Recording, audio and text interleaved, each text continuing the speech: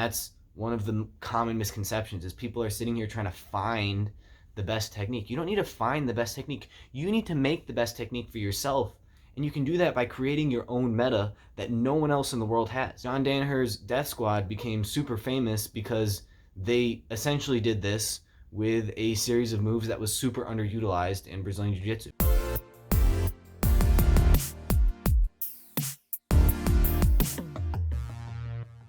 This video is for Brazilian Jiu-Jitsu competitors who feel like they may not have the best access to training partners or knowledge. Basically, how you can become a world-class athlete without actually having what the world-class athletes already have. And that is world-class talent. So how do you develop that world-class talent? I want to talk about specifically building Jiu-Jitsu techniques and setups, because this is something that I've thought about, I've learned about, and I have also personally experienced. So the saying iron sharpens iron is very common in Brazilian Jiu-Jitsu, and I've heard it in many different gyms.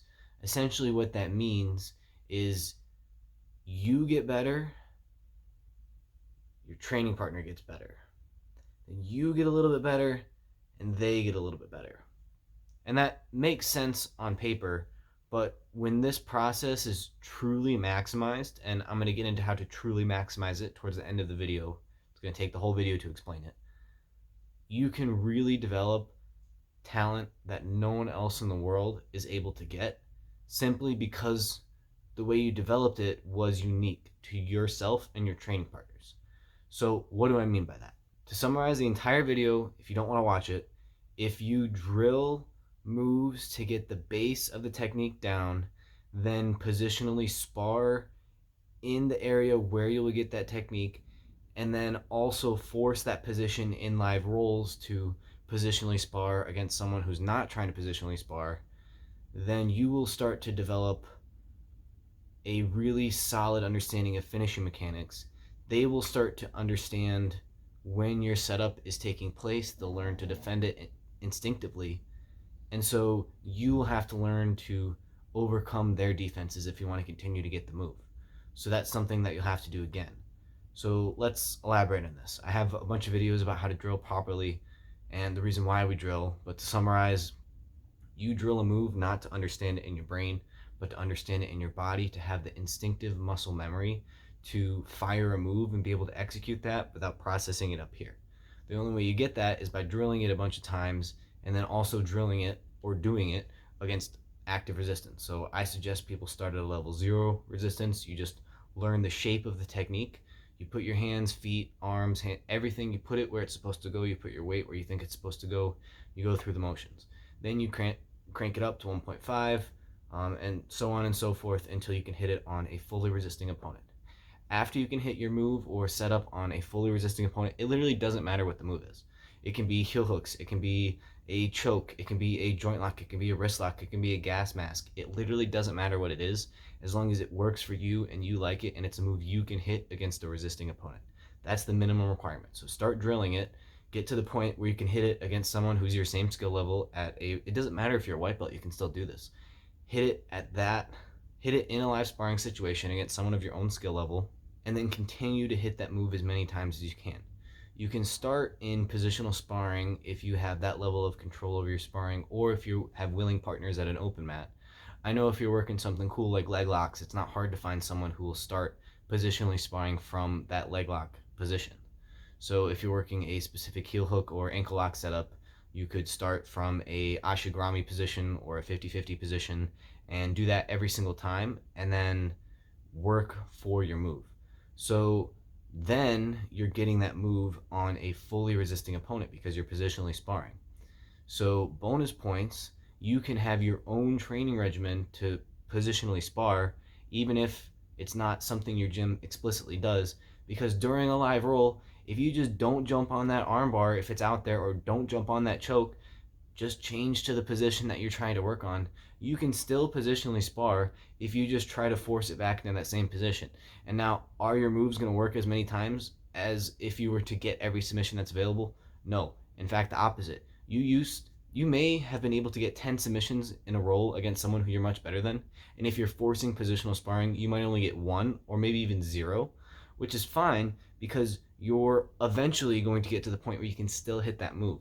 Whether you come up with different ways to enter the position, whether you come up with slightly different finishing mechanics, whether you come up with different setups. And I don't mean you come up with it like you sit there and you think about it and then you like an idea comes and you write it on paper, and that may happen, but usually what happens is you're in a position and you're trying to fight against the partner who is resisting you, and you sort of just try something, and if it works, then you can go back and break it down and then maybe add another layer on it. I can't tell you how many times I've done something and then had to go back and either watch it because it was recorded, or ask people, or try to do it again, or like break it down and then like do it slow and then understand it. Like I've learned it with my body before I learned it with my mind. And that's one of the common misconceptions, is people are sitting here trying to find the best technique. You don't need to find the best technique. You need to make the best technique for yourself. And you can do that by creating your own meta that no one else in the world has. Because if you start positionally sparring against somebody and you continue to hit the same move again and again and again, they are going to develop counters to that. You're going to hit a plateau, and this is where you're going to be tempted to quit, but don't quit because you're almost there. Keep trying that move. Keep trying to get better, because after you push through that plateau, they're going to shut it down right again. And then you push through that plateau and they're going to shut it down. And you push through that plateau and they're going to shut it down again. But guess what? By the time you've worked your way through, even if it's like a white belt, and you continue to hit them with the same move again and again, they are going to learn to shut it down just because they have to, or otherwise they get tapped. And it's going to take them maybe a few weeks to a month or so, but they're going to develop really, really good counters if you only hit them with that. Now, if you start to hit them with a variety of submissions and you like switch it up, like a guillotine here, an arm lock here, they're not going to know what to expect. But if it's like, oh man, he's going to that crucifix again, oh man, this is that mounted triangle setup again, they're going to start to defend it. And that's exactly what you want. You want to have world-class defense.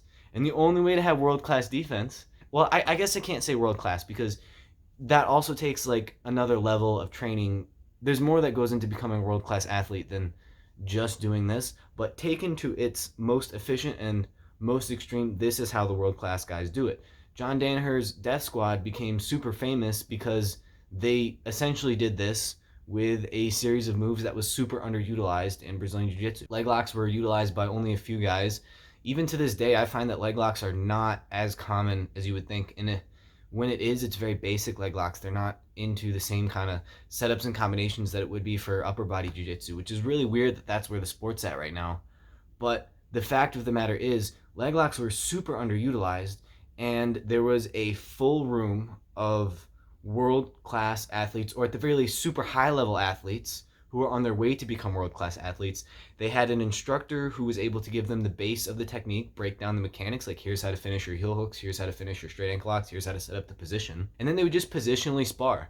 They would have the correct mechanics, and then they would start to develop counters. And so obviously it helps to have someone like tell you, you know, this is a way to do it. But there's the internet videos. If you have access to only know like at like D tier jiu-jitsu, you can find something on YouTube that works pretty well.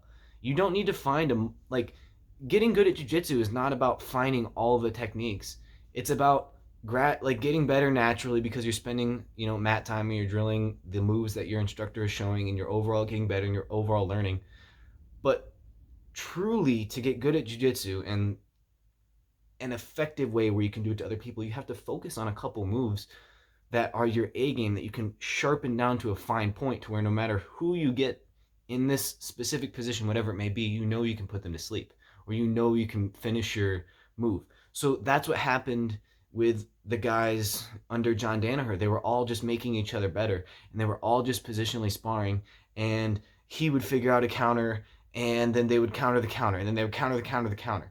And then they've built each other up so many times that it's trivial. Like, it's basically on step, you got to go to step 7 to beat your teammate because you've been like doing the same setup on them again and again and again. And steps 1 through 6 are fully defended real attacks that would have broke them. When you go against someone in a competition who has no idea what step 7 is, he has no idea what step 3 is.